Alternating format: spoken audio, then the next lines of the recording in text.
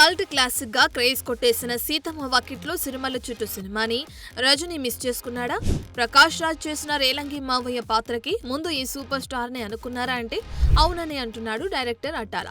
విషయంలోకి వెళ్తే వెంకటేష్, మహేష్ ఇద్దరు శ్రీకాంత్ అడ్డాల దర్శకత్వంలో కలిసి నటించిన సీతమ్మ వాకిట్లో సిరిమల్ల చెట్టు ఎంత సక్సెస్ అయిందో తెలిసిందే.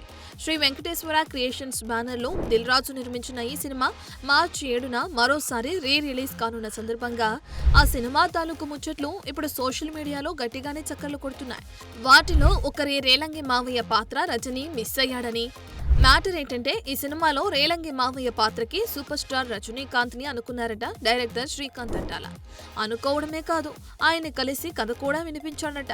మనిషి అంటేనే మంచోడు అనుకునే ఆ పాత్ర రజనీ చేసుంటే ఎలా ఉండేదో, కానీ అప్పుడు రజనీ ఆరోగ్యం బాగోలేకపోవడం వల్ల ఆ సినిమా చేయలేకపోయాడన్న వార్తలు వినిపించాయి.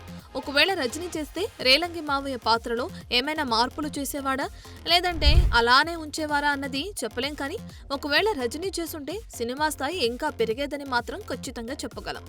ఏదేమైనా ముగ్గురు స్టార్ హీరోల కాంబో మిస్ అయిందని తెలిసి బాధపడుతున్నారు cinema lovers.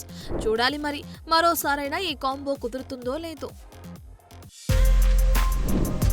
For more videos like this, subscribe Big TV channel.